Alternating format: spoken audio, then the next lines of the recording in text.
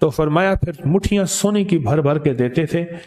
مجھے ایک صاحب کہنے لگے کوئی ایسا عمل بتائیں کہ میں چاہتا ہوں میری 7 نسلوں میں رزق ختم نہ ہو جو مہنگائی اور حالات اور پریشانیاں میں دیکھ رہا ہوں، کوئی ہے؟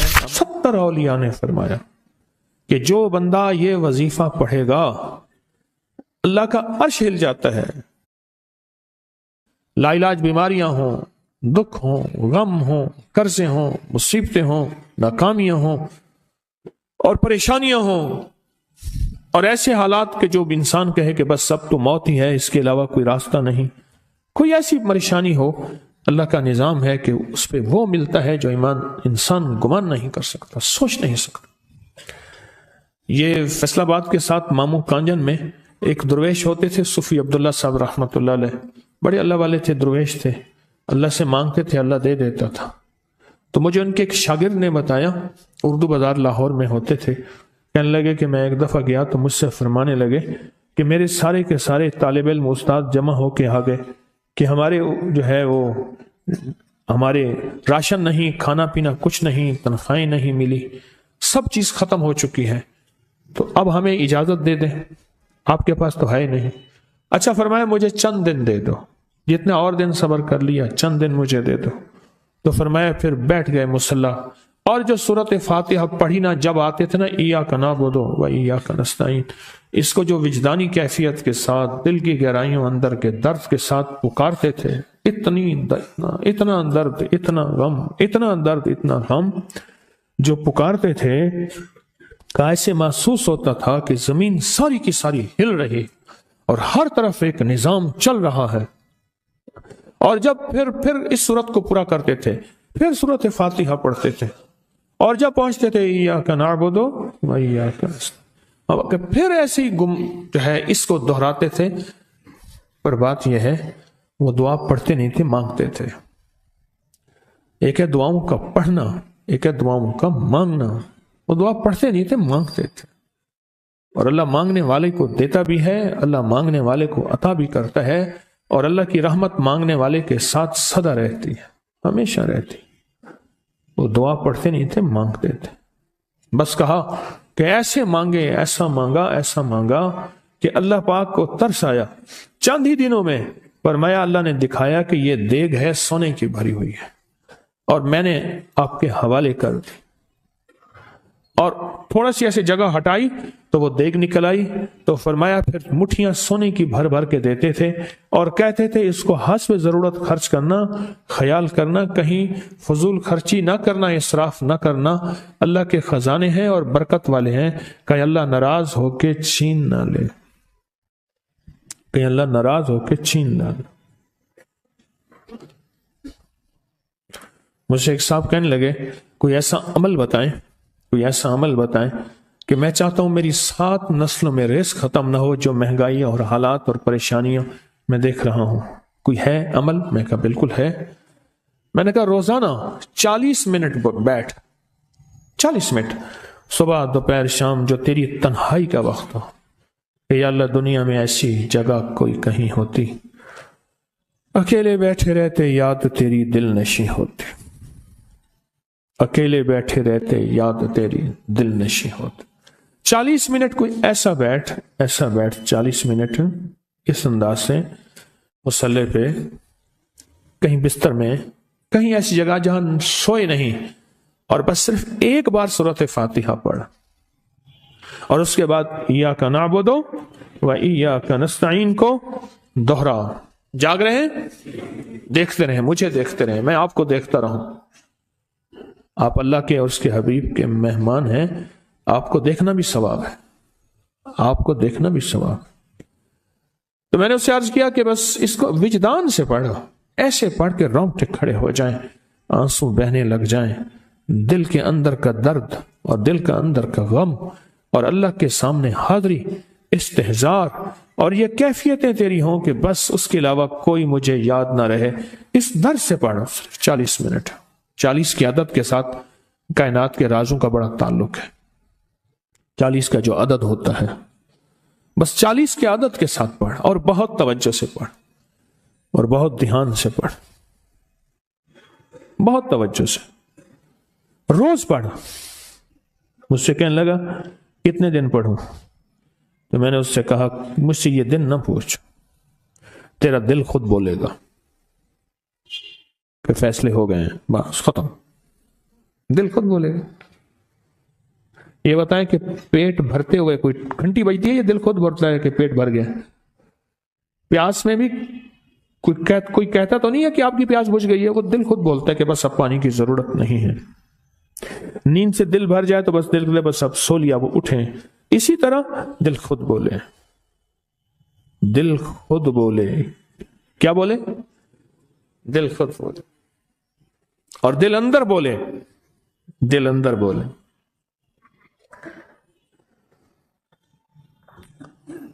کہ اللہ پاک جل شانہ نے نسلوں کے لیے رزق کی عزت دولت برکت کے فیصلے کر دی. بس دل بولے. کتنے دیر کر؟ اب یہ تیری اپنے مانگنے میں ہے. اب یہ تیری اپنے مانگنے میں ہے. مانگنے میں کمی ہے تو دل نہیں بولے گا. اگر مانگے گا تو پتہ نہیں دنوں میں یا ہفتوں میں، جتنے میں دنوں میں فیصلہ ہو جائے گا. فیصلہ ہو جائے گا. اور میں نے اس سے کہا کہ یہ میرے پردادا کے پردادا کا عمل ہے. ان کا یہ عمل ہے، میرے پردادا کے پردادا کا عمل، جو ہماری خاندانی یادداشتوں میں یہ لکھا ہوا ہے. اور فرمایا اگر یہ کوئی بندہ کر لے، اللہ نسلوں کا رزق اللہ سے منوا لے. اور میں نے اس سے کہا خیال کرنا، رزق کے روحانی ساتھ منوانا، رزق کے روحانی ساتھ منوانا، رزق کے روحانی ساتھ منوانا، ورنہ دولت مال چیزیں مل جائے گی جس کے بارے میں کہا جاتا ہے کہ بعض بندے ایسے ہوتے ہیں اللہ پاک ان سے لقمے نہیں چھینتا، سجدے چھین لیتا ہے. اللہ ان سے لقمے نہیں چھینتا. کیوں؟ رزق جسمانی دوسرے لفظوں میں مل رہا ہے اور رزق روحانی اللہ چھین لیتا ہے. یہ جو آج آپ بیٹھے ہیں تسبیح خانے میں اور میں بیٹھا ہوں، یہ ہم روحانی دسترخوان پہ بیٹھے ہیں. یہ بہت بڑا دسترخوان لگا ہوا ہے. یہ دسترخوان ہے. سنا ہے در یار پہ بڑی دھوم ہے، سنا ہے در یار پہ بڑی دھوم ہے، وہاں عاشقوں کا ہجوم ہے. یہ روحانی دسترخوان ہے. میں بھی خود محتاج ہوں. یہ روحانی دسترخوان ہے. تو میں نے اس سے عرض کیا کہ ایک دسترخوان نہیں مانگنا، دونوں مانگنا. رزق روحانی بھی، رزق جسمانی تو اس کو بھی ملتا ہے جس کو کلمہ نصیب نہیں ہوا. رزق جسمانی تو اس کو ہی ملتا ہے جس کو کملی والی کی غلامی نصیب نہیں ہوئی.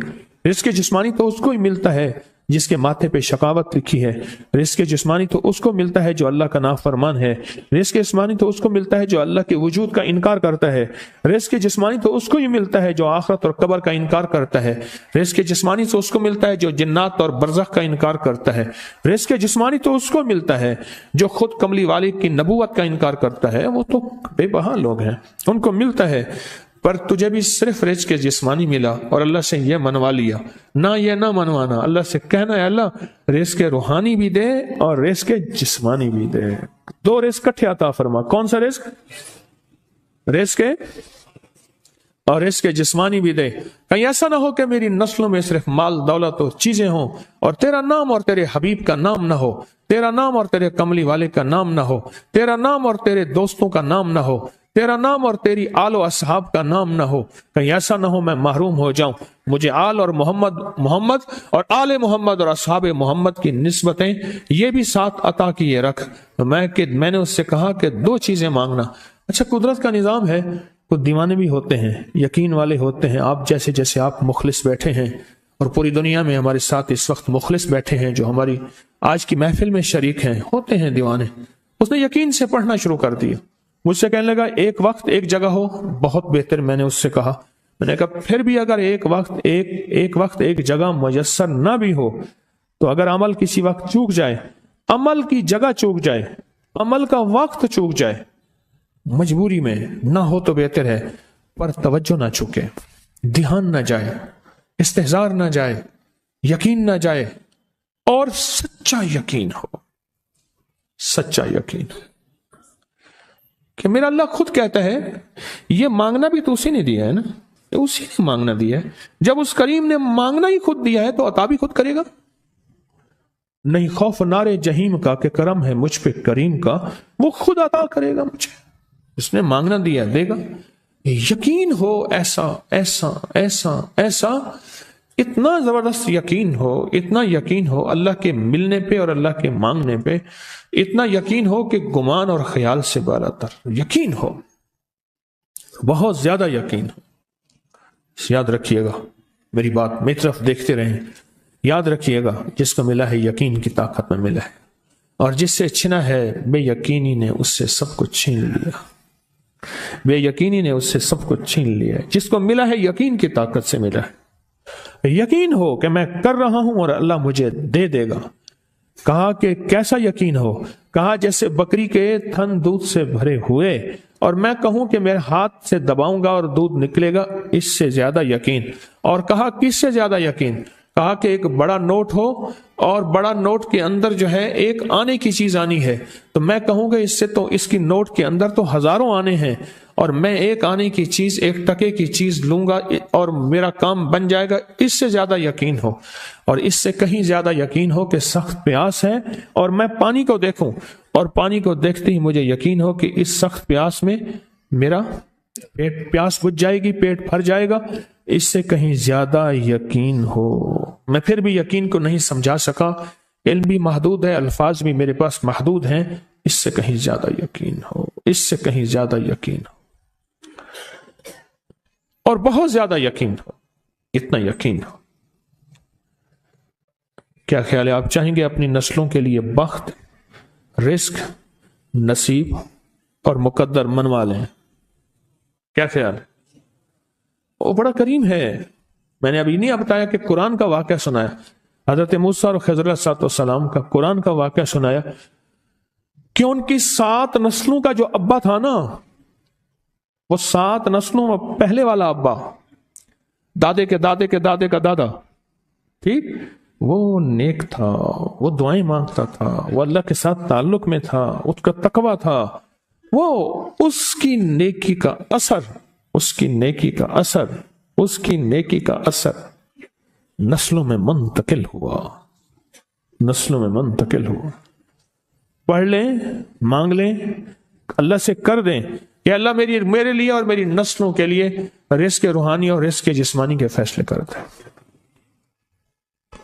رزق روحانی اور رزق جسمانی کے فیصلے کر دیں۔ شاہ عبد الرحیم تھے شاہ ولی اللہ رحمۃ اللہ علیہ کے والد محترم، انہوں نے شاہ ولی اللہ سے کہا بیٹا میں تجھے روحانی مشقیں کرا رہا ہوں، ایک مشق ایک بھی کر لے، اپنے لیے اور اپنی نسلوں کے لیے اللہ سے رزق منوا لے۔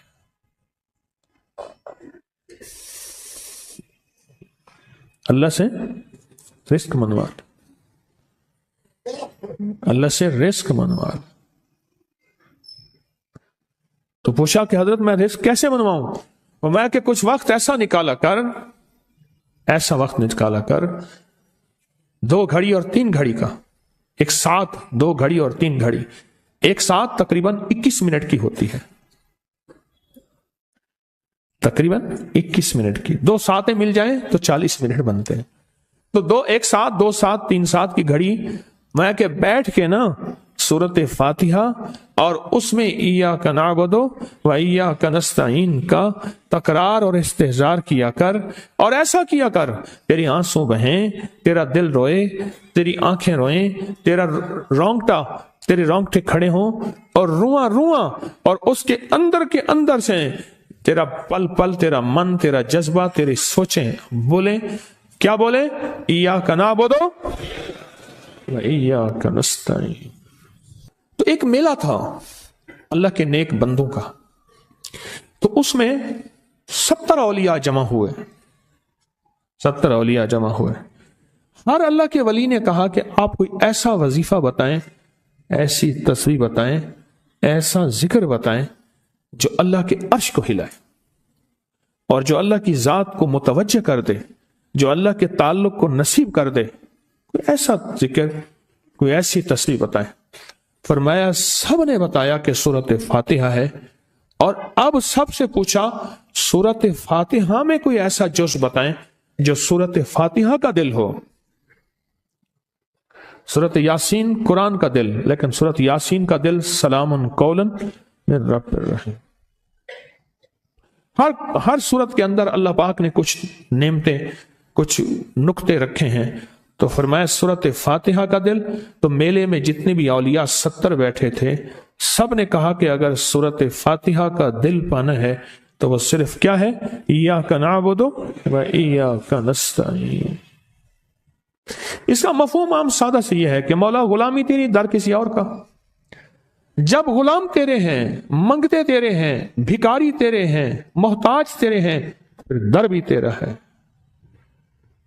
پھر در بھی تیرا ہے، اور کسی کا در مولا نہیں ہے، پھر در بھی تیرا ہے۔ تیرے در کے ہم محتاج، تیرے بر کے ہم غلام ہیں۔ تو میں نے اس سے کہا کہ یہ وظیفہ کر، سارا دن پڑھی ایاک نعبد، اور کام بھی کرتا رہے، وضو بے وضو چلتا بھی رہے، یہ پڑھتا بھی رہے، پڑھتا بھی رہے، پڑھتا بھی رہے، چند دن چند ہفتے یہ عمل کر، اور رات سوتے ہوئے سورۃ فاتحہ پوری کر 40ویں، اور پھر درود پاک پڑھتے پڑھتے سو جا۔ 70 اولیاء نے فرمایا کہ جو بندہ یہ وظیفہ پڑھے گا، اللہ کا عرش ہل جاتا ہے، اور فرشتوں میں کوہرام مچ جاتا ہے، اور فرشتوں میں اللہ کے بارگاہ میں فریادیں ہوتی ہیں کہ یا اللہ یہ بندہ ہے اور اس نے یہ عمل کیا ہے، یہ وظیفہ کیا ہے، اور ابھی تک اس کی دعا قبول نہیں ہوئی، اس نے یہ مانگا ہے ابھی تک دعا قبول نہیں ہوئی۔ فرشتوں میں یہ کوہرام مچ جاتا ہے۔ ایک اللہ کے دوست تھے، سوتے سوتے ایک دم اٹھ بیٹھے، اٹھنے کے بعد وجدانی کیفیت کے ساتھ جو ہے یہ وظیفہ پڑھنے لگے۔ تو کسی نے پوچھا کہ حضرت کیا ہوا؟ فرمایا میں نے دیکھا کہ اللہ کے عرش کے نیچے جنتی ہیں اور وہ ٹہل رہے ہیں،